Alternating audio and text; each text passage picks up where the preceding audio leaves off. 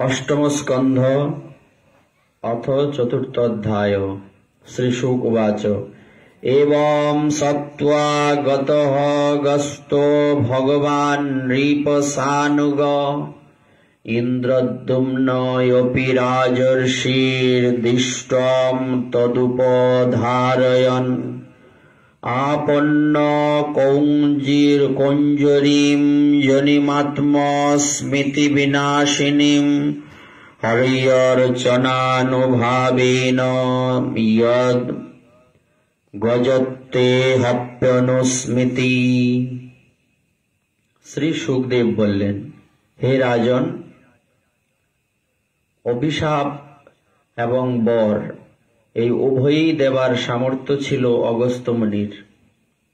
তিনি এইভাবে শাপ দিয়ে শিষ্যগণ সহ সেখান থেকে চলে গেলেন। রাজর্ষি ইন্দ্রদ্যুম্ন মনে মনে চিন্তা করলেন, এই অভিশাপ আমার প্রারব্ধ অনুযায়ী হয়েছে।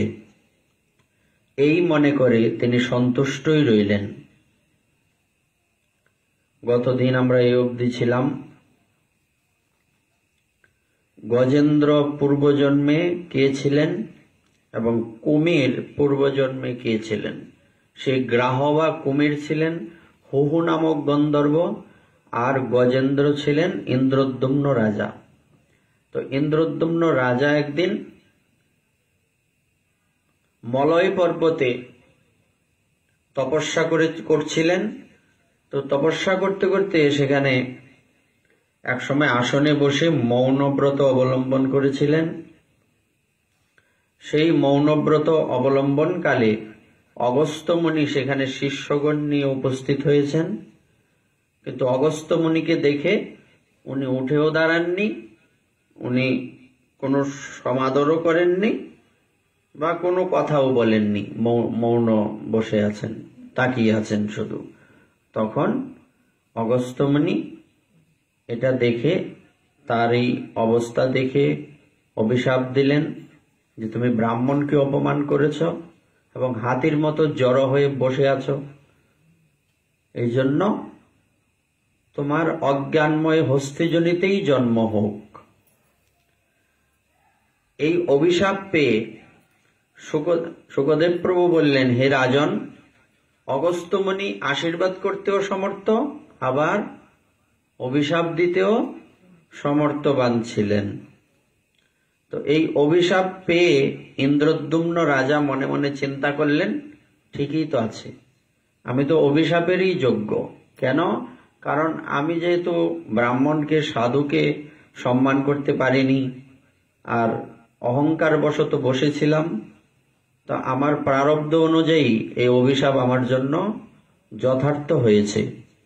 এই মনে করে তিনি মনে মনে সন্তুষ্টই রইলেন। এই হচ্ছে ভক্তের বৈশিষ্ট্য। অনন্তর তিনি আত্মস্মৃতি লোপকারিণী হস্তিজনী প্রাপ্ত হলেন। কিন্তু একটা জিনিস দেখুন, আত্মস্মৃতি লোপকারিণী হস্তিজনী প্রাপ্ত হলেন, এটা কিরকম? যেমন ইন্দ্রদ্যুম্ন রাজা যখন রাজা ছিলেন, তখন উনি যে তপস্যা করেছেন, যেভাবে ভগবানের স্তুতি করেছিলেন, সেই কথা হস্তিজনী প্রাপ্ত হবার পরেই বিস্মিত হয়ে গেলেন, ভুলে গেলেন। এটা একটা কারণ, আত্মস্মৃতি লোপকারিণী। আরেকটা হচ্ছে হাতির বৈশিষ্ট্য কি? হাতির দুটো বৈশিষ্ট্য আমরা যদি বিস্তারে চিন্তা করি, একটু ঠান্ডা মাথায় দেখি। হাতি হচ্ছে এত বড় প্রাণী, কোনো মানুষ তাকে পরিচালনা করার কথা নয়, কিন্তু কিভাবে করে? হাতিকে কিভাবে ধরা হয়? হাতিকে ধরার জন্য যদি মেয়ে হাতি হয়, একটা পুরুষ হাতির ব্যবস্থা করা হয়, আর একটা পুরুষ হাতি হলে মেয়ে হাতির ব্যবস্থা করা হয়। তো শেষে এই মেয়ে হাতি বা পুরুষ হাতির প্রতি আসক্ত হয়ে ওই হাতিটা কি করে? খাঁচার মধ্যে বন্দী হয়। এটা একটা পলিসি করে মানুষ বন্দী করে। তারপরে আস্তে আস্তে সে কি করে? মানুষের দ্বারা আবদ্ধ হয়ে যায়। মানুষ যেরকম বলে, যেরকম ইশারা করে, সেরকমই করে। দেখো না, রাস্তাঘাটে গেলে এই 10 টাকা দেয়, নেয় না। 10 টাকা দিলে নেয় না, কি করে?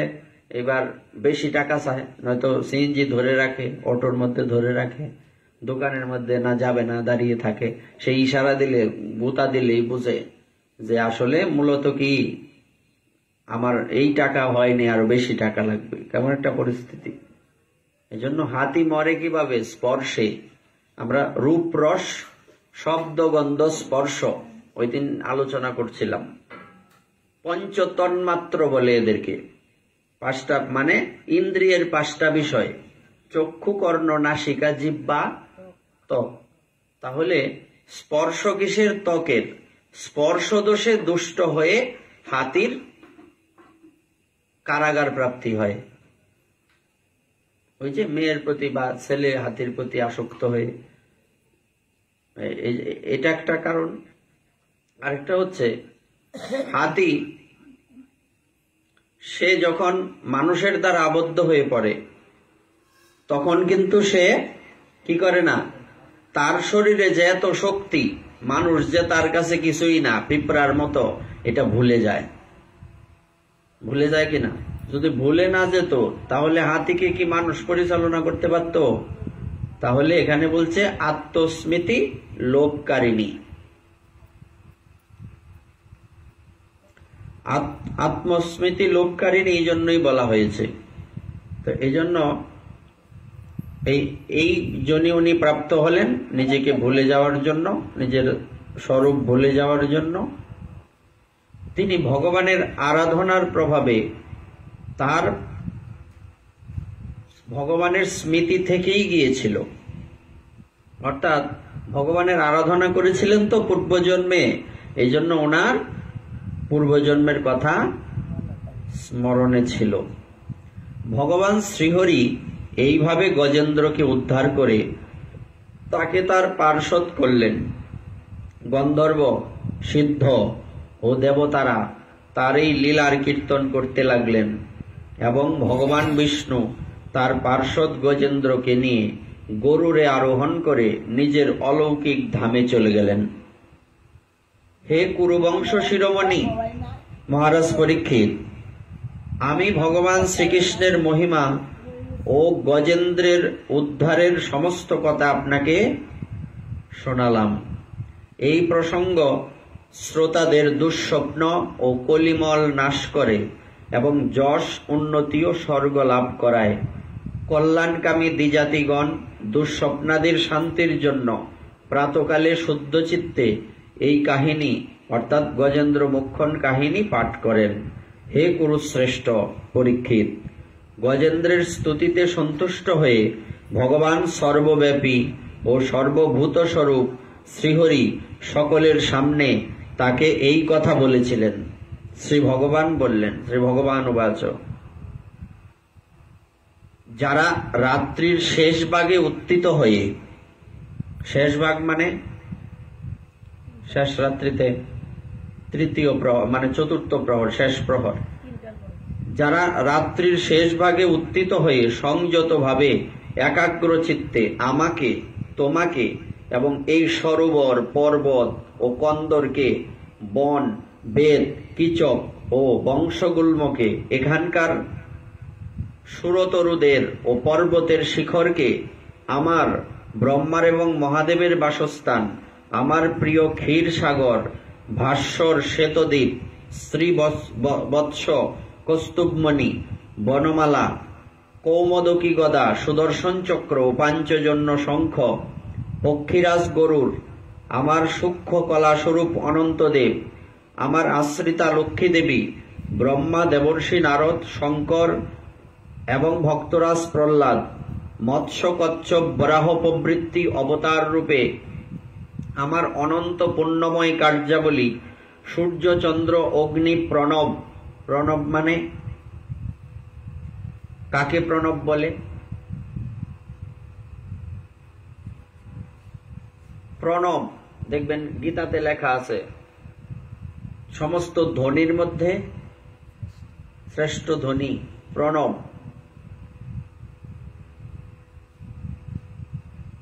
প্রণব মন্ত্র কাকে বলে? ওমকে বলে প্রণব। এটা তো লেখা আছে প্রণবের মধ্যে, পাশে ব্র্যাকেটে লেখা আছে ওমকার, আছে না নাই গীতাতে? শুধু পড়লে তো লাভ নাই, বিভূতি যুগের মধ্যে আছে। প্রণব মন্ত্র কাকে বলে? ওমকে বলে প্রণব, ওমকার। ওম শব্দ উচ্চারণ কিভাবে হয়? এখানে 3টা অক্ষর হয়, অ, উ, ম। স্বরয় রস্যু ম, ওম। উচ্চারণটা হবে ওম। অনেকে ওম অমুক তমুক বলে না, ওম।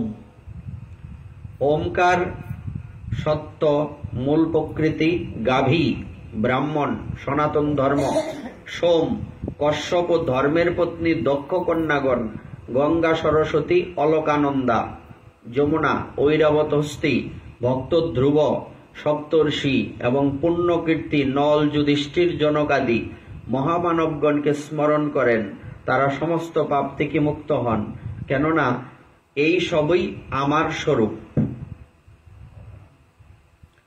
হে প্রিয় গজেন্দ্র, যে ব্রাহ্ম মুহূর্তে জাগরিত হয়ে তোমার কৃত স্তোত্র দ্বারা আমার স্তুতি করবে, তাকে মৃত্যুর সময় আমি নির্মলা বুদ্ধি দান করব। শ্রী সুখদেব বললেন, ইত্যাদিস্য ঋষিকেশ প্রদ্মায় জলজত্তমম হর্ষয়দ্বিবুধানি কমারোরুহ খগাধিপম। ভগবান শ্রীকৃষ্ণ এই কথা বলে তার অনুত্তম শঙ্খ পাঞ্চজন্যের নিনাদ দ্বারা দেবতাদের আনন্দ দান করে গরুড়ারূঢ় হয়ে প্রত্যাবর্তন করলেন। আমরা প্রথম দিকে যখন আলোচনা করছিলাম তখন আমরা কি পেয়েছি? যে দামোদর মাসে বিশেষভাবে যদি কেউ কি করে, এই গজেন্দ্র মুখ্যন লীলা পাঠ করে, তাহলে তার আর পুনর্জন্ম হয় না। তা আমরা এই আজকে আমাদের এই গজেন্দ্র মুখ্যন লীলার 6ষ্ঠ ভাগ, আমরা 6 দিন ব্যাপী গজেন্দ্র মুখ্যন লীলার কিঞ্চিৎ অংশ যতটুকু সম্ভব আমরা বর্ণনা করার চেষ্টা করেছি। তো আজকের দিনের স্পেশালিটি কি? আজকে কয়েকটা কার্য আছে যা করলে তার গিরিরাজ তটে বাস হয়। সেই কাজগুলি কি?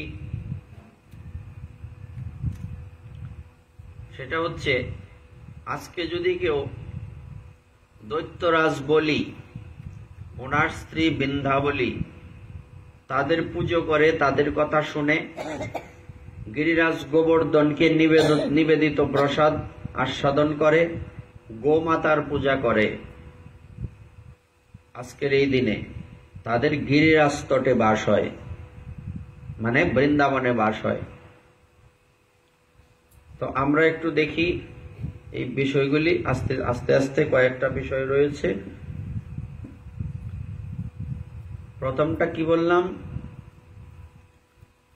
বলি মহারাজের কথা। বলি মহারাজ আমরা জানি উনি ছিলেন, ওনার পরিচয় কি?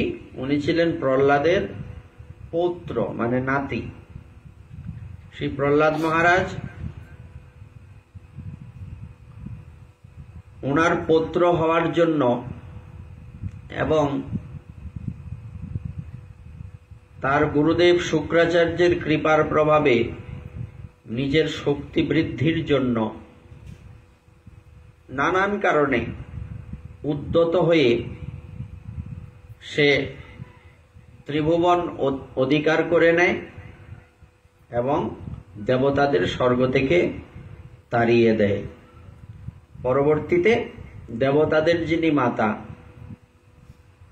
দেবতাদের মায়ের নাম কি? দেবতাদের মায়ের নাম কি?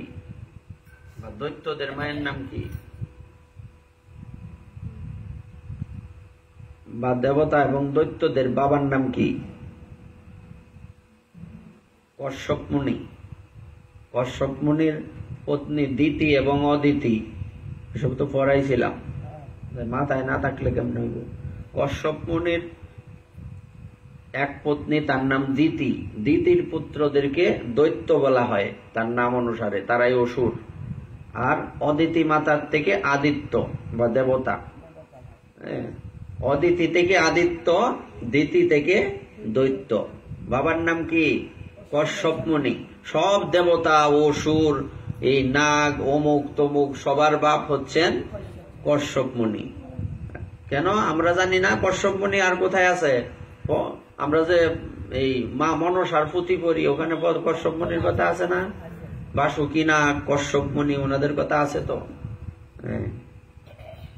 এই কশ্যপ মুনি সকলের পিতা। হ্যাঁ,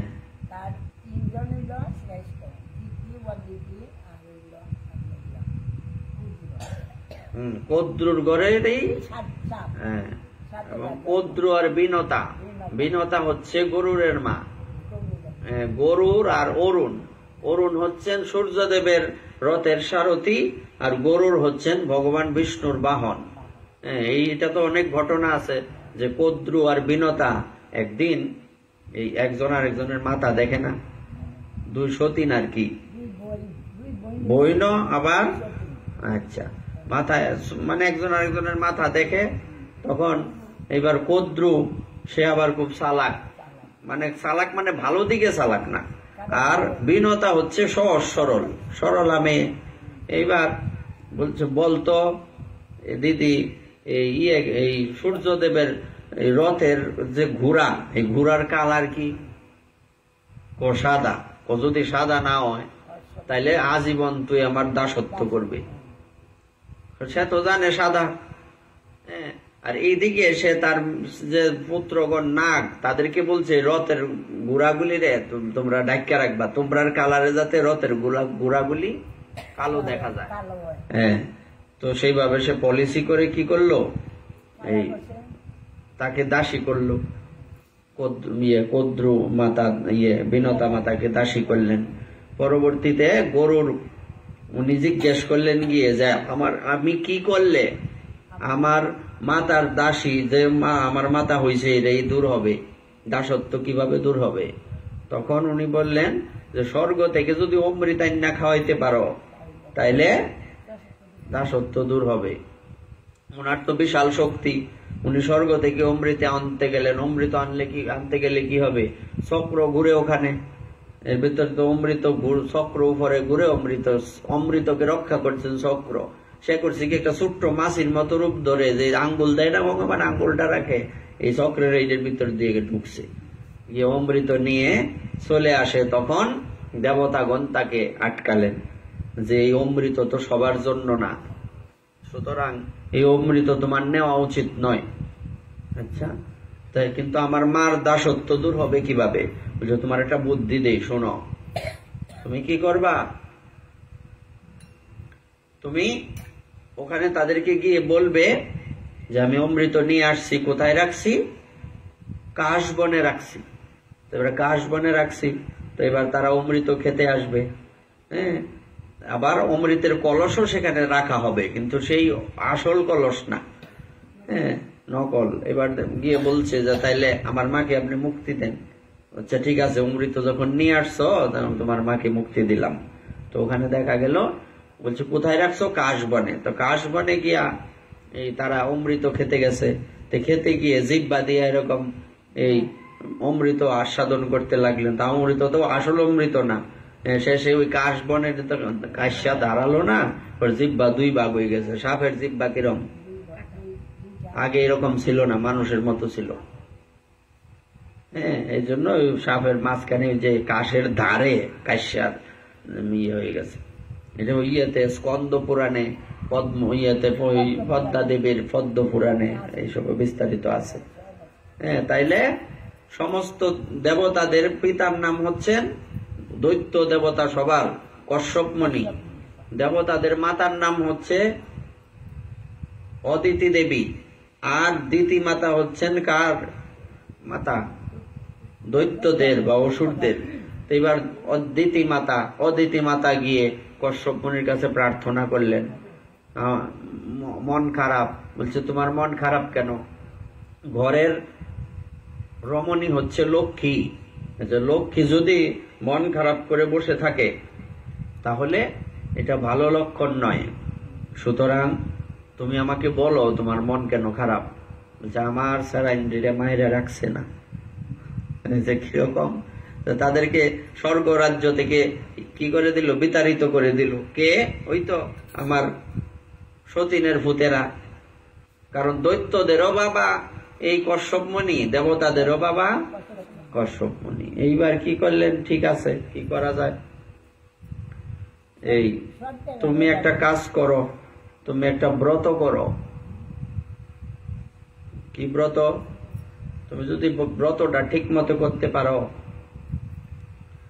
হ্যাঁ, তো এই ব্রত প্রভাবে তোমার কি হবে? তোমার ঘরে ভগবান আবির্ভূত হবেন। হ্যাঁ, ভগবান আবির্ভূত হবেন, আবির্ভূত হয়ে তোমার সন্তানদেরকে রক্ষা করবেন। এই ব্রতটার নাম কি? পয়ব্রত। পয়ব্রত মানে 12 দিন পর্যন্ত দুধ পান করে, সব লেখা আছে পয়ব্রত করলে কি হয় না হয়। একদিন যদি সুযোগ হয় আমরা পয়ব্রত সম্বন্ধে বিস্তারিত বলবো। তো 12 দিন ব্যাপী উনি পয়ব্রত পালন করলেন। পরবর্তীতে কশ্যপের ঔরসে ভগবান বামনদেব আবির্ভূত হলেন।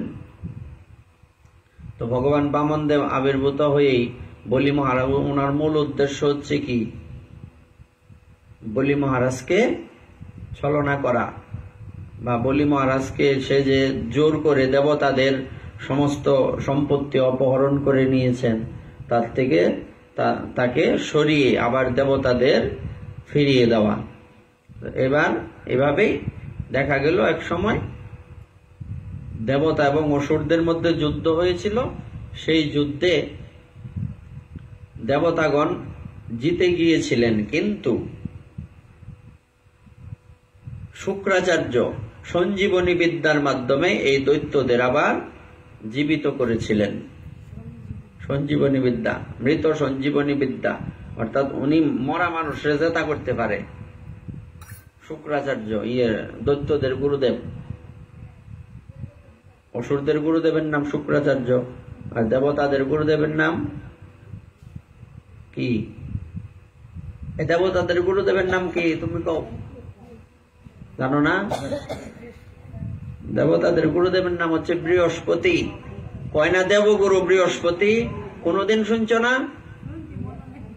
থেকে মইব শব্দটা তো কত শুনছো, দেবগুরু। তাইলে বৃহস্পতি কি তোমার আমার মধ্যে নাই? কই আছে? হাতের কোন জায়গায় বৃহস্পতি আছে? তাকে হাত দিয়ে আসি, হাত দরকার নাই। হাতের আমাদের এই হাতের মধ্যে নবগ্রহ আছে না? বৃহস্পতি আছে। কোন জায়গাটা বৃহস্পতির, কোন জায়গাটা মঙ্গলের, কোন জায়গাটা শনিদেবের, এই এক একটা আঙ্গুলে যে গ্রহের দোষ হয়, সমস্যা হয়, যে যেই গ্রহের যেই দোষ, যেই আঙ্গুলটা যেই গ্রহের, সেই আঙ্গুলে ওই আংটি পরে। আংটি তো নর্মালি কোন আঙ্গুলে পরে? কিন্তু যখন তুমি গ্রহ দোষের আংটি দিবা, তখন যে গ্রহের তোমার সমস্যা, এই আংটি, এই লাগবে, রত্ন লাগবে। আর যে আঙ্গুলটা যে দেবতার, যে গ্রহের, এই আঙ্গুলে দিতে হবে, তাইলে গিয়ে ওইটা কার্যকর হবে। এবার আমাদের শরীরের মধ্যে দেবগুরু বৃহস্পতিও আছেন, আবার দৈত্যগুরু শুক্রাচার্য আছেন। কারণ শুক্রাচার্য তো নবগ্রহের মধ্যে একজন। হ্যাঁ, আচ্ছা। এবার পরবর্তীতে দেখা গেল সেই দৈত্যদেরকে দিয়ে, অর্থাৎ বলি মহারাজ তখন দৈত্যদের রাজা, গুরুদেব শুক্রাচার্য কি করলেন? একটি যজ্ঞ করালেন, বিশাল যজ্ঞ। এই যজ্ঞে যে যেভাবে আসছে ব্রাহ্মণ আদি সবাইকে কি করছেন? বলি মহারাজ দান করছেন। এই অবস্থায় সেই যজ্ঞস্থলে গিয়ে ভগবান বামনদেব উপস্থিত হলেন। স্বাগতম তে নমস্তুভ্য ব্রহ্মণ কিম করবাম তে ব্রহ্মার্ষীণাম তপসাক্ষান মন্য তাহরিয় বপুরধরম। বলি বললেন, হে ব্রাহ্মণ কুমার, আপনাকে স্বাগত ও নমস্কার জানাই। আদেশ করুন আমি আপনার জন্য কি করতে পারি। যাতে মাতাল হলে কি হবে? তাহলে ঠিক সবার প্রতি ভক্তি আছে, শুধু দেবতাদের প্রতি বৈরিতা। হে আর্য, মনে হচ্ছে শ্রেষ্ঠ ব্রহ্মর্ষিদের তপস্যার মূর্তি ধারণ করে আপনি আমার সামনে প্রকট হয়েছেন। আজ আপনি আমার গৃহে পদার্পণ করেছেন, সেই জন্য আমার পিতৃপুরুষরা তৃপ্ত হলেন।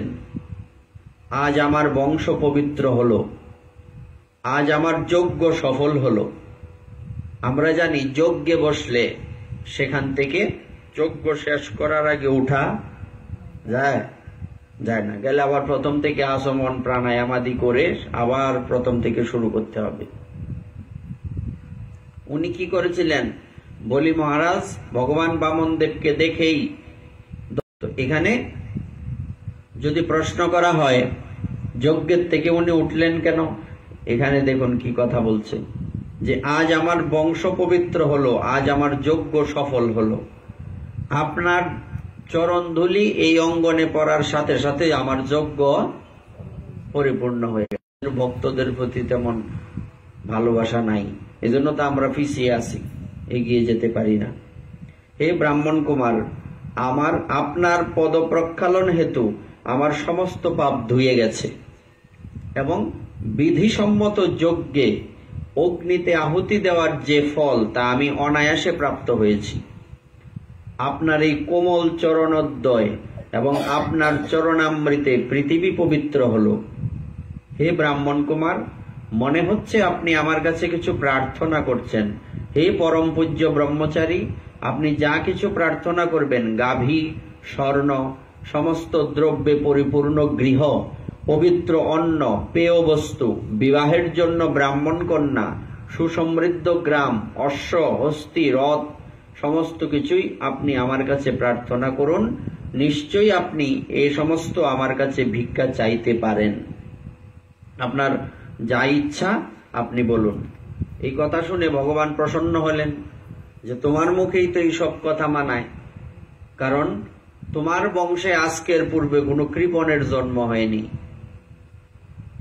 সে হিরণ্যকশিপু হোক, হিরণ্যাক্ষ হোক, তোমার পিতামহ মানে দাদু প্রহ্লাদ ভক্ত হোক, কোনো কিপটার জন্ম তোমার বংশে হয়নি। সুতরাং তোমার মুখে এইসব কথা আসবে না তো কার মুখে এইসব কথা আসবে? এই কথা বলে ভগবানও বলি মহারাজের প্রশংসা করলেন। প্রশংসা করার পর এবার কি হলো? বলি মহারাজ খুব প্রসন্ন হয়েছেন। কেন? যদি কেউ আপনার বংশের, আপনার মাতা পিতার সবার প্রশংসা করে তা আপনি আনন্দ পাবেন না? আপনি তো তার প্রতি আপনার একটা কি হয়ে যাবে, আপনি তার প্রতি একটা ভালোবাসা তৈরি হয়ে যাবে, তার প্রতি আপনি সন্তুষ্ট হয়ে গেলেন। তো এবার বলি মহারাজ খুব প্রসন্ন হলেন যে আপনি কি চান আপনি আমাকে বলুন। এই কথা শুনে ভগবান বামনদেব বলেছিলেন যে আমি আপনার কাছ থেকে কি প্রার্থনা করি? কেবলমাত্র ত্রিপাদ ভূমি প্রার্থনা করি। এই কথা শুনে বলি মহারাজ হাসছেন, এসে বলছেন আপনি কি দান চাইতে এসেছেন নাকি আমাকে অপমান করতে এসেছেন? নরমালি বললেন, রাগ করে না। আপনি এত সুন্দর প্রশংসা করলেন আমাকে, আর আপনি দান চাইলেন ত্রিপাদ ভূমি, বিষয়টা কেমন হলো? আপনার কথায় আমি এত প্রসন্ন হয়েছি, আপনি চাইলে আমি আমার রাজ্য দিয়ে দিতে পারি, আর আপনি আমার কাছে ত্রিপাদ ভূমি চাইলেন, এটা কেমন হলো? আপনি লোকটাও দেখতে ছোট, আপনার চাওয়াগুলিও ছোট, তা কেমনে হইব? আরে আমার কাছে যদি কেউ ভিক্ষা করে একবার, তার আর দ্বিতীয়বার কোনো জায়গায় ভিক্ষা করতে হয় না। আর আপনি আমার কাছে ত্রিপাদ ভূমি চাইলেন, এটা কেমন কথা হলো? শ্রী ভগবান বাচ। তখন ভগবান বললেন, কি বললেন? হে রাজন, সংসারের সমস্ত প্রিয় বস্তুর বিনিময়েও অজিতেন্দ্রিয় ব্যক্তিদের ইচ্ছা পূরণ করার ক্ষমতা কারো। যে নিজে সন্তুষ্ট না, তাকে আপনি যদি সারা পৃথিবীও দান করেন সে সন্তুষ্ট হবে না। যে 3 পদ ভূমিতে সন্তুষ্ট হয় না, ত্রিবিক্রমই রসম তুষ্ট দ্বীপে নাপি নপুর্যতে নববর্ষ সমেতে ন সপ্তদ্বীপ বরেচ্ছয়া, যে 3 পদভূমিতে সন্তুষ্ট হয় না তাকে 9 বর্ষযুক্ত দ্বীপ দান করলেও সন্তুষ্ট হবে না, কারণ তার মনে তখন সপ্তদ্বীপ পাওয়ার আকাঙ্ক্ষা হবে। আমরা জানি পৃথু, গয় প্রভৃতি রাজারা সপ্তদ্বীপের অধিপতি হওয়ার সত্ত্বেও ওনাদের প্রচুর দ্রব্য, প্রচুর অর্থ, প্রচুর সম্পত্তি থাকা সত্ত্বেও তাদের বিষয় তৃষ্ণা নিবারণ হয়নি। সুতরাং আমি তাদের থেকে শিক্ষা নিয়ে বুঝলাম এই পৃথিবীতে যার চাহিদা যত কম তার যন্ত্রণা তত, আর যার চাহিদা যত বেশি তার যন্ত্রণা তত ঘুম হইতো না। শুধু চাহিদা, এইটা চাই ওটা চাই, শান্তি নাই, অশান্তি, নরক যন্ত্রণা। এইবার ঠিক আছে, যেমন আপনার ইচ্ছা। আপনি যদি ত্রিপাদ ভূমি নিয়ে সন্তুষ্ট থাকেন, আমি আপনাকে জোর করে দিলেও নিবেন না, তে আর কি বলবো, আমি বলার তো কিছু দেখি না। এবার কি ঘটনা ঘটলো? এতক্ষণ বসেছিলেন কে? শুক্রাচার্য। বসে ভাবছেন, না ইনি কোনো সাধারণ ব্রাহ্মণ হতে এত নির্লোভ কেমনে সম্ভব? বলি তো সব দিতে চাইল, উনি নিচ্ছেন না, মানে এখানে কোনো কিন্তু রয়েছে এখানে। আচ্ছা, উনি তখন চোখ বন্ধ করে দেখলেন, ও তাইলে এটা তুমি। হ্যাঁ, এমন সময় বলি মহারাজ তো সংকল্প করে নিলেন মুখে মুখে যে আমি ত্রিপাদ ভূমি আপনাকে দান করব। বলছে আর জল নিয়ে সংকল্প করেন। তারপরে তো আমরা সবাই জানি এই কমণ্ডলের ভিতরে গিয়ে শুক্রাচার্য ঢুকে গেলেন। ঢুকে যাওয়ার পর জল যখন বের হয় না, তখন কুশ দিয়ে আঘাত করে ভগবান তার একটা চোখ কানা করে দিলেন। হ্যাঁ, তৎপশ্চাৎ বলি মহারাজকে অনেক বুঝালেন শুক্রাচার্য, কিন্তু বলি মহারাজ বললেন আমি তো কথা দিয়েছি, আমি যদি দান করব বলেছি বলে দান না দেই তাহলে আমার পূর্বপুরুষদের কি হবে? আমার পূর্বপুরুষদের অকল্যাণ হবে এবং আমার পূর্বপুরুষদের নামে কলঙ্ক লাগবে। কারণ আমার বংশে কখনো কথা দিয়ে কথা রাখেনি এমন কেউ জন্ম হয়নি। আশ্চর্যের বিষয় হচ্ছে বলি মহারাজের পিতার নাম হচ্ছে বিরোচন। সেই বিরোচন, তার কাছে দেবতাগণ ছদ্মবেশ ধারণ করে এসেছিলেন কেন? তার আয়ু হরণ করার জন্য। বিরোচনের কাছে প্রার্থনা করলেন যে আপনার আয়ু আমাদের দান করুন। বিরোচন বুঝতে পেরেছিলেন ইনারা দেবতা, তারপরেও জেনে শুনে উনি আয়ু দান করে দিয়েছিলেন। তার মানে এই বংশে আজ পর্যন্ত কোনো এই কৃপণের জন্ম হয়নি, বরং মহান ব্যক্তিদের জন্ম হয়েছে। তো আমার বংশে আমি যদি এরকম কথা দিয়ে কথা না রাখি তার ফল কি ভালো হবে? এতে আমি কি করলাম? কুলাঙ্গার হয়ে গেলাম, আমার বংশের কলঙ্ক হয়ে গেলাম। এমনটা তো আমি করতে পারি না। বলছে তুমি বুঝতে পারছো না, তুমি আসলে বুঝতে পারছো না। ইনি তোমার সব হরণ করবেন, তুমি বুঝতে পারছো না। তখন উনি বললেন ইনি যদি আমার সব হরণ করেন তাতে আমার কোনো আপত্তি নাই, কিন্তু আমি কথা দিয়ে কথা না রাখার মতো পরিস্থিতি আমার যাতে কখনো না হয়। আমি কথা দিয়েছি, সংকল্প করেছি, আমার সেই সংকল্প পূর্ণ করতেই হবে। পরবর্তীতে আমরা জানি শুক্রাচার্য উনি তো কিছু করতে পারলেন না। এদিকে ভগবান বামনদেব উনি বললেন এবার দান করো। বলছেন যে আপনার যেখান থেকে ইচ্ছা নিয়ে নিন। তখন উনি এক চরণ দিয়ে উপরের আকাশ, আরেক চরণ দিয়ে পৃথিবীকে ঢেকে দিলেন। চতুর্দিকে চরণ ছাড়া কিছুই দেখা যায় না। পরবর্তীতে বলি মহারাজকে বললেন যে তুমি তো আমার কাছে কি করেছো? সংকল্প করেছো ত্রিপাদ ভূমি দান করবে। কই, তুমি ত্রিপাদ ভূমি তো তুমি দিতে পারোনি, আর কোথার থেকে দেবে? আরেক চরণ আমি রাখবো কোথায়? তখন বলি মহারাজকে বললেন তুমি সংকল্প ভ্রষ্ট হয়েছ, এজন্য তোমাকে নরকে যেতে হবে। তখন বলি মহারাজ কি বললেন শ্রী সুখদেব বললেন, এবং বিপ্রকৃত রাজন বলির ভগবতাসুর বিদ্যমানয়প্য ভিন্নাত্মা প্রত্যহাবিক্লবম্বচ। হে রাজন, এইভাবে শ্রী ভগবান অসুররাজ বলিকে গঞ্জনা করে তার ধৈর্যচ্যুতি করার চেষ্টা করলেন। কিন্তু বলি বিন্দু মাত্র বিচলিত না হয়ে অত্যন্ত ধৈর্যের সঙ্গে বললেন। কেমন পরিস্থিতি? অসুররাজ বলি বললেন, হে দেবগণের আরাধ্য দেব, হে পবিত্র কীর্তি, আপনি আমার কথা মিথ্যা বলে মনে করেছিলেন, কিন্তু হয়নি। আমি আমার বাক্যের সত্যতা অবশ্যই রক্ষা করব। আপনি প্রবঞ্চিত হবেন না। আপনি কৃপা করে আপনার তৃতীয় পদ আমার মাথায় রাখুন। আমার নরকে গমন বা রাজ্যচ্যুতি হেতু কোনো ভয় নেই। আমি পাশবন্ধন কিংবা অপার দুঃখেও ভীত নই। করপদক শূন্য অথবা আপনা কর্তৃক নিগৃহীত হলেও আমি ভয় পাই না। এই সমস্ত আমার ভয়ের কারণ নয়। আমি একমাত্র অপকীর্তিকে ভয় করি। লোকে নিন্দা করবে এমন কোনো কর্ম যাতে আমি না করি, আমি এটাকে বড় ভয় করি। আর আমার নরকে গেলেই কি, আমার রাজ্যচ্যুতি হলেই কি, আমার তো ভয় থাকার কথা নয়। যার চরণে আত্মসমর্পণ করলে সমস্ত ভয় নষ্ট হয়ে যায়, আজকে সেই ভগবানের চরণ আমি ইজিলি পেয়ে গেছি, অটোমেটিক্যালি সহজভাবে পেয়ে গেছি। এমন ভাগ্য কি আমার আছে? আপনি কৃপা করে আমাকে আপনার চরণ দান করেছেন, এর থেকে বড় প্রাপ্তি আর কি হয়? দেখুন কত বড় কথা। হ্যাঁ, আপনি ছদ্মবেশে আমাদের অসুরদের পরম গুরু যেহেতু মদ গর্বিত, আমাদের মদ বিনাশক জ্ঞান নেত্র উন্মিলিত করে দিয়েছেন। অর্থাৎ আমরা সবাই অহংকারে, আমি নিজে অহংকারে মত্ত হয়ে সব ভুলে গিয়েছিলাম যে আসলে আমি যা করছি ভালো করছি না। এটার থেকে আপনি বরং আমাদের কি করলেন? রক্ষা করলেন।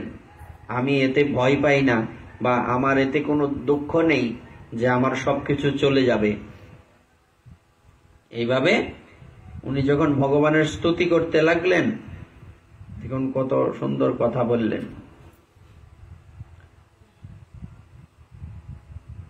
আপনি আমাদের যা উপকার করেছেন তার কি বলবো। যোগীরা কঠোর তপস্যা করে যে সিদ্ধি লাভ করেন, আপনার সঙ্গে শত্রুতা করে অনেক অসুর সেই সিদ্ধি লাভ করেছে। এই মুনি ঋষিরা তপস্যা করে যে ভগবানের কৃপা লাভ করেন, সেই ভগবানের কৃপা অসুররা কিভাবে লাভ করেছেন? শত্রুতা করে লাভ করেছেন ভগবানের সাথে। আমার পিতামহ প্রহ্লাদের কীর্তি জগতে প্রসিদ্ধ। তাকে আপনার ভক্তদের মধ্যে শ্রেষ্ঠ বলে মনে করা হয়। তার পিতা হিরণ্যকশিপুর আপনার সঙ্গে শত্রুতা থাকায় প্রহ্লাদকে তিনি অনেক কষ্ট দিয়েছেন, কিন্তু তিনি আপনার একান্ত অনুগত হয়ে নিজের জীবন আপনাকেই উৎসর্গ করেছিলেন। তার নাতি হয়ে যদি আমি আপনাকে কাছে পেয়েও আপনার চরণে নিজেকে সঁপে দিতে না পারি, এটা তো আমার দুর্ভাগ্য হবে। এটা আমার কত সৌভাগ্য। কত তপস্যা করে সাধু গুরু বৈষ্ণবগণ পর্যন্ত আপনার দর্শন লাভ করতে পারে না, আর আপনি অযাচিত ভাবে এই অধমকে দর্শন দিয়ে কৃতার্থ করেছেন। এটা আমার জন্য কি বিশাল বড় সুযোগ, সৌভাগ্য তো বটেই। তিনি চিন্তা করে স্থির করেছিলেন যে শরীর তো একদিন শেষ হয়েই যাবে, তাহলে একে রেখে কি লাভ। যারা সম্পত্তি গ্রাস করার জন্য আত্মীয় হয়েছে, সেই সব দস্যুদের সঙ্গে সম্পর্ক রেখে কি লাভ। কথাটা কিন্তু কটু কথা, কথাটা কি সহজ? খারাপ কথা কিন্তু আমাদের সমাজের জন্য। আত্মীয় স্বজন, ঘরের পরিবারকে কি বলছে? দস্যু। কথাটা বোঝা গেল? কারণ এরা কিসের জন্য অপেক্ষায় আছে? একজন ব্যক্তির লোকেরা কিন্তু বলে, তোদের জন্য কি না করছি, আমার শরীরের রক্ত জল করছি। রক্ত শুষে খাচ্ছে কিনা এরা? কথার সত্যি তো। তারপর আর কি করছে বলছে, এরা হচ্ছে দস্যু। কেন? এরা সব সম্পত্তি, ঘর বাড়ি এসব নেওয়ার জন্য বসে আছে। এই তো সংসারের নিয়ম। সুতরাং এদের সাথে সম্পর্ক রেখে লাভ কি হবে? বলি মহারাজ বলছেন, দেখুন, এইসব বিষয়ের কথা চিন্তা করে মন ব্যস্ত করলে শুধু মাত্র আয়ু নষ্ট হবে। এদের কথা চিন্তা করে লাভ নাই, নিজের কথা চিন্তা করা উচিত। নিজে বাঁচলে, যে আমি ভজন যদি না করতে পারি আমার জীবন ব্যর্থ, আমি চিন্তা করব আমার ভজনের।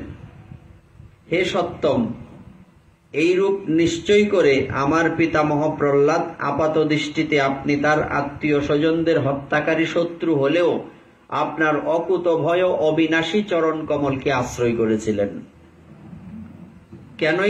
কেনই বা করবেন না? তিনি যে বৈরাগী, অগাধ জ্ঞান সম্পন্ন, উদার হৃদয় এবং শ্রেষ্ঠ মহাত্মা ছিলেন। সেই দৃষ্টিতে আপনিও আমার শত্রু, কিন্তু বিধাতা বলপূর্বক আমাকে ঐশ্বর্য থেকে বঞ্চিত করে আপনার কাছে নিয়ে এসেছেন।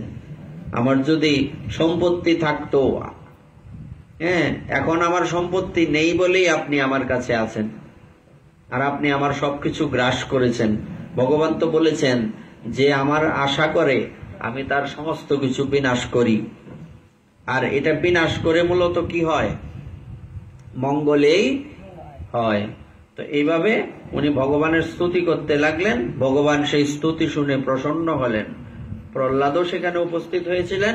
সেই প্রহ্লাদ ভক্ত, ইনিও ভগবানের স্তুতি করলেন। ব্রহ্মাজি সেখানে উপস্থিত হয়েছিলেন।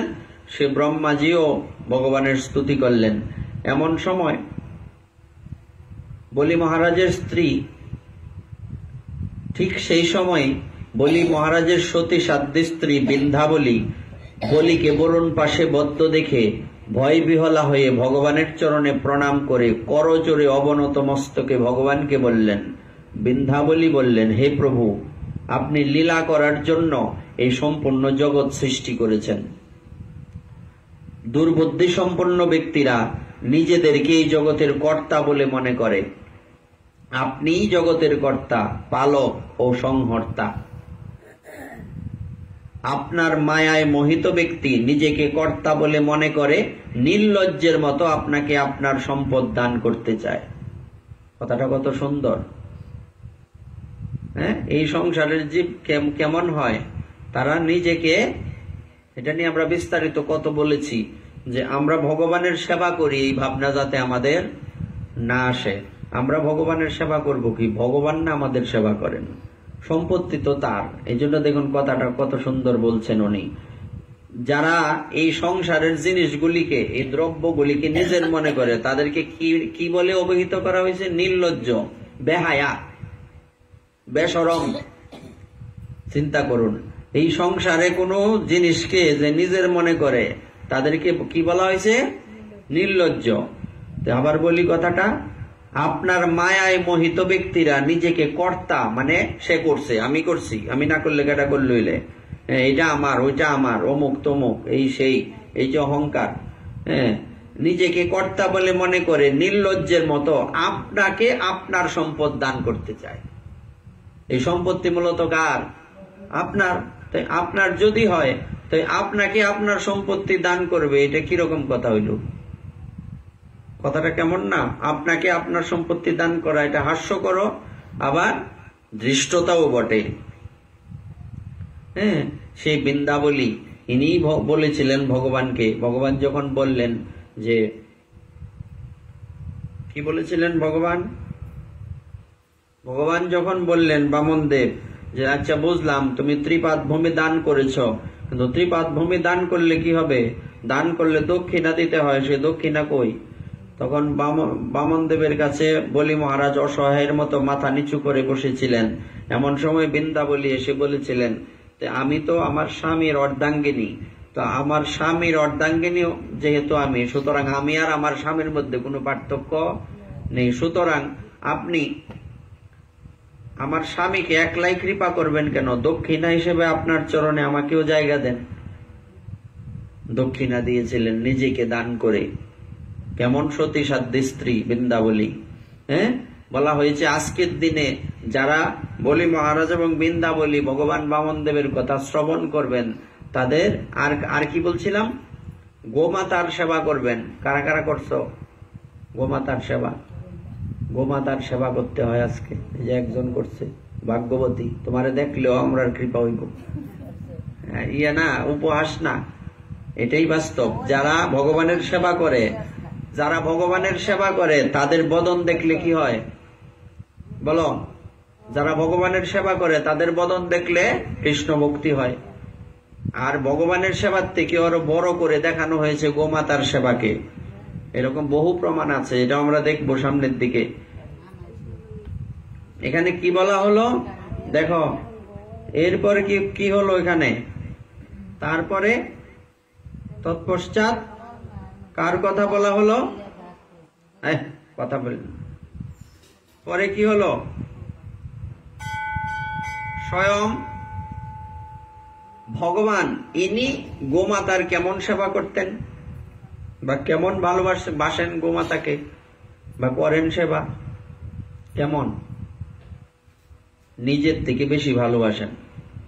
এই জন্য দেখবেন ভগবানের পাশে সবসময় গাভী মাতারা থাকেন। এবং আমরা সবাই জানি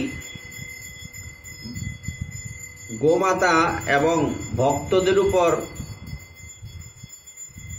তাদেরকে শাস্তি দিতে চেয়েছিল বলে দেবরাজ ইন্দ্র, সেই দেবরাজ ইন্দ্রের সাথে কি হয়েছিল আমরা জানি কি না?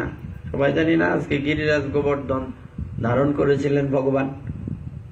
হ্যাঁ, প্রথমে কি হয়েছিল কথাটা একটু আমরা আজকে বলে দেই যে কি হয়েছিল। ওনাদের সেই যখন ভগবানের বয়স হবে মাত্র তখন 7 বৎসর, এই সময় 7 বৎসরই হবে, 7 বৎসর বয়স, তখন আগের থেকেই তো ওনারা ব্রজবাসীরা ইন্দ্রদেবের পূজা করেন, আজকের দিনে করতেন, ইন্দ্রদেবের পূজা করেন।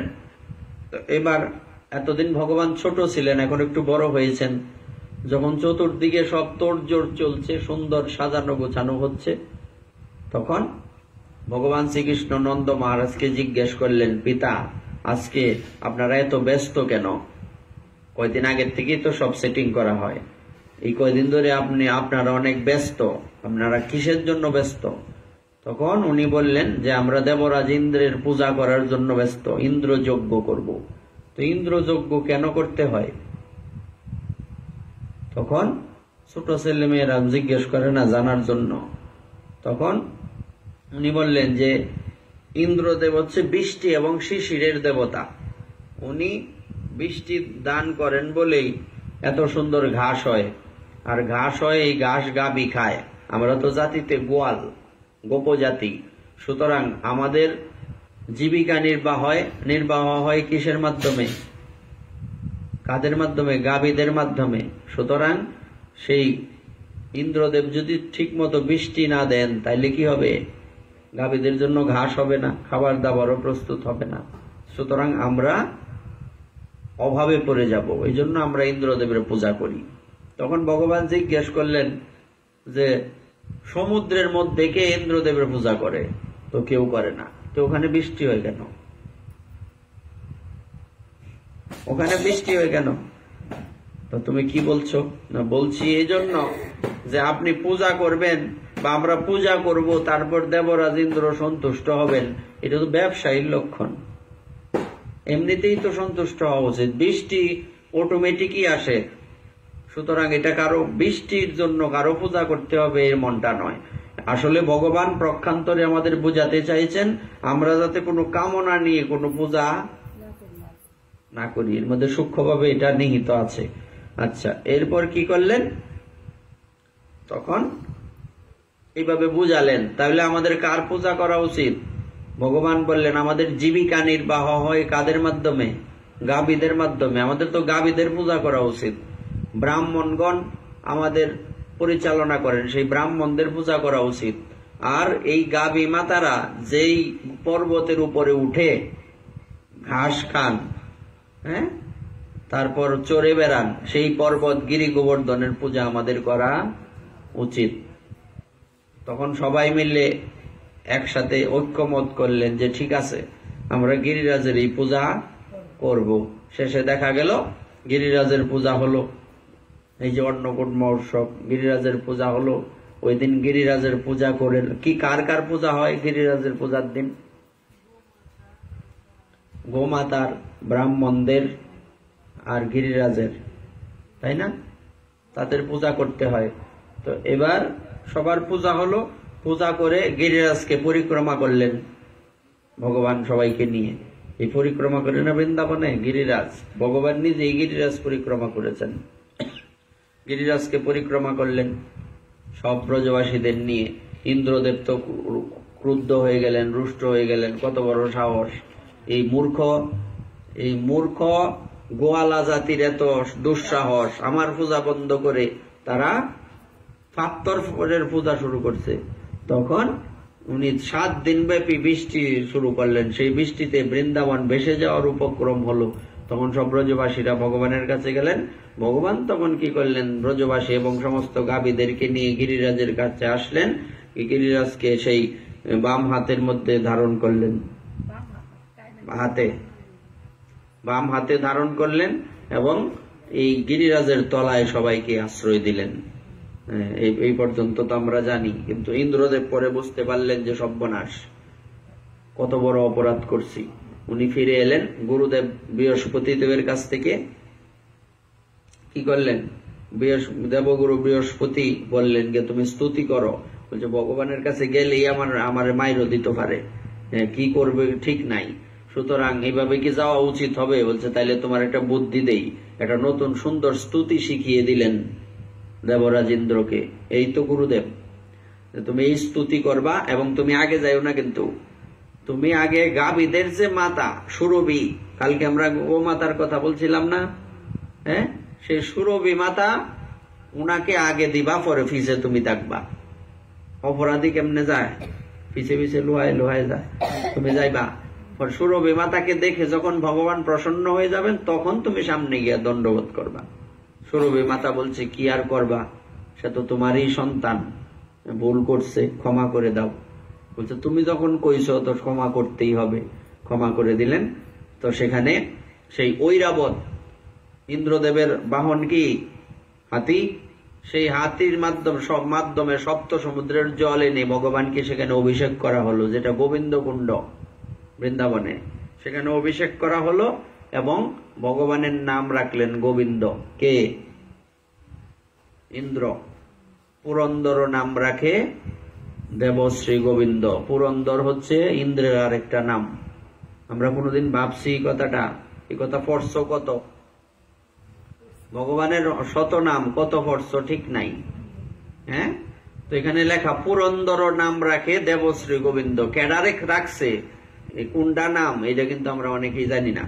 এগুলি আগে, এর লাগি তো আমি সবসময় বলি আমাদের কি করতে হবে, আমাদের যেটা পড়বো এটা আমাকে বুঝতে হবে যে এটা সাপ না ব্যাং না কিরা, নাকি এটা কোনো ভগবানের কথা নাকি খারাপ কথা, এটা আমার জানতে হবে।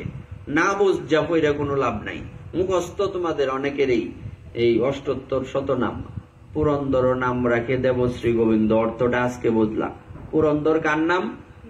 দেবরাজ ইন্দ্রের নাম। আর ইন্দ্রদেব কি নাম রাখছে ভগবানের?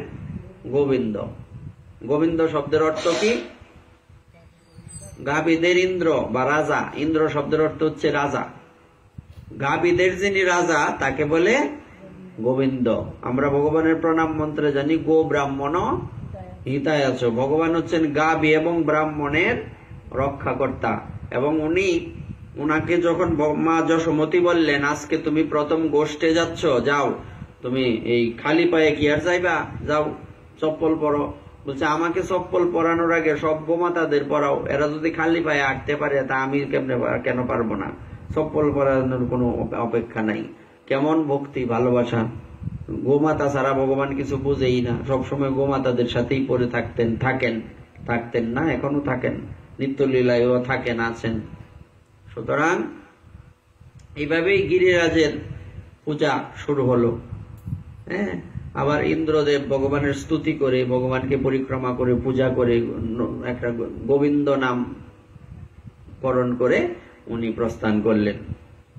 আর এই গিরিরাজ মূলত কে, কোথার থেকে এসছেন, এটাও তো আমাদের জানার অপেক্ষা আছে নাকি? গর্গ সংহিতায় বর্ণিত আছে গিরিরাজের কথা। সেখানে লেখা আছে এই গিরিরাজ মূলত কার সন্তান আমরা জানি। বলছে আবার গিরিরাজ আবার কার সন্তান হয়? ফাহার কি কেউর সন্তান হয়? এরকম প্রশ্ন কখনো আসে না মনে? আইসে কোনোদিন? তো প্রশ্ন করলাম না তো। গিরিরাজ আবার কার সন্তান, এমন কথা হইল? এটা কেমন কথা? এটা ফাহার কেউর সন্তান হয়? এটা কি সিস্টেমটা, কি রহস্যটা কি? আসলে আমরা যেটা দেখি পর্বত, এই পর্বতের একটা মনুষ্য রূপ আছে। এটা হিমালয় পর্বত হোক বা যে কোনো পর্বত হোক, দ্রোণগিরি পর্বত আছে। দ্রোণ কি পর্বতের নাম? দ্রোণাচল বলে তাকে, দ্রোণাচল বা দ্রোণগিরি পর্বত। এই পর্বতের পুত্রের নাম হচ্ছে গোবর্ধন, পরবর্তীতে যাকে গিরিরাজ বলা হয়। এক সময় হলো কি, গোবিন্দ রাধারানীকে বললেন যে পৃথিবীতে আমাদের যেতে হবে, সুতরাং আমি একলা তো যাব না, তোমাকেও যেতে হবে। রাধারানী বললেন যেখানে যমুনা নাই, যেখানে গোবর্ধন নাই, সেখানে আমি যাব না। তখন বললেন তুমি যাওয়ার আগে, তার আগেই ওখানে চলে যাবে। এখন দ্রোণাচল পর্বতের পুত্র গিরিরাজ গোবর্ধন, সেই গোবর্ধন সেখানে চলে এলেন। কোথায় এলেন? আগে দ্রোণাচলে। কিন্তু ওখান থেকে বৃন্দাবনে আসার সুন্দর একটা ঘটনা রয়েছে। এক সময়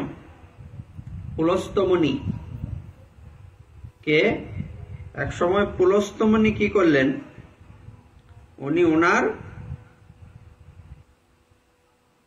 উনি এক সময় মানে ঘুরতে ঘুরতে, সাধুরা যান কোথায়, থাকেন কোথায়? পর্বতে, তারপর বনে জঙ্গলে, অমুক তমুক এইসব জায়গাতে থাকেন। তো সেখানে পুলস্তমণি গেলেন, গিয়ে এই গিরিরাজকে দর্শন করে তার খুব আনন্দ হলো। এত সুন্দর পর্বত, কাশীতে তো কোনো পর্বত নাই, আমি কাশীতে তাকে নিয়ে যাব। এখন কি করা যায়? তো দ্রোণাচলের কাছে গিয়ে বললেন, দ্রোণগিরির কাছে, যে তোমার পুত্রকে আমাকে দান করো।